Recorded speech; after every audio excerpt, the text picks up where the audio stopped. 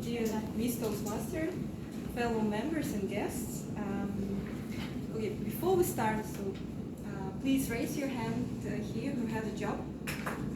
Okay, and keep your hand up if you love your job. That's great. Okay. So when I started preparing my speech, my today's speech, I was thinking a lot, what can I tell actually about myself, and I then thought about my work experience. Because I explained why this part of my life has been constantly changing over the last 3 years.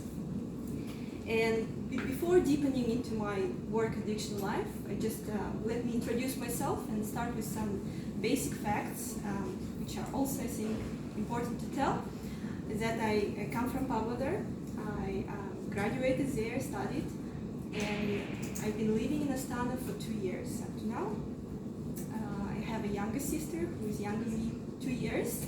And those of you who have brothers and sisters, younger brothers and sisters, have you maybe noticed that they might be much more active, sharp, and even wiser in many parts of life? Because that's my case. Maybe that applies only to girls. I don't know. Yeah. Okay. Then now, if we get back to my today's speech, I titled it "Confessions of a Workaholic."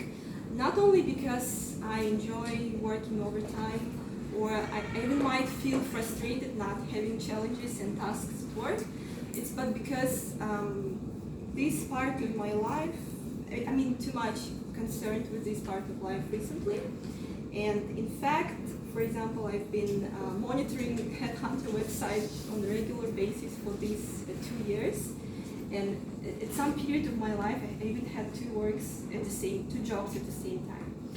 And if you have such experience, probably you imagine what it might be. Okay, and so although I'm only at the beginning of my career path, I worked in a completely different field. Back at university, I started as a bookstore consultant, then I was an English teacher, and then there was a time when I was a manager at university, at two different universities at different parts of time, periods of my life. Then I also was a marketing specialist in the airport, and currently I'm an assistant in a railway transport company. So I believe, I firmly believe that the more diversified experience you have, different fields, the more valuable employee you will be for the future. Okay, and another point, I mean, changing job every 6 months might not be good in terms of career planning, but what I enjoy a lot is attending interviews. Especially if I have an interview with, those interviews that challenge me and start me with unexpected questions. And I don't know, there's a special feeling when I have an interview with extremely professional and competent recruiter. And I remember once an interview with my current boss who said, your experience doesn't have any coherence, any logic. What are you doing? What are your plans for the future?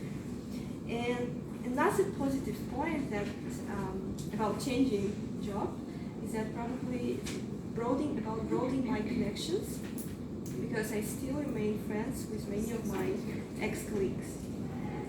And in order to conclude my today's speech, I just want to add that that's obvious, of course, that work occupies most of our time. It's 8 hours a day, and I think it's important, it's quality time. And my father always used to tell me when I was a child, there are only two important things in your life, which should be given special attention, is your job and your future spouse. So thank you for your attention today.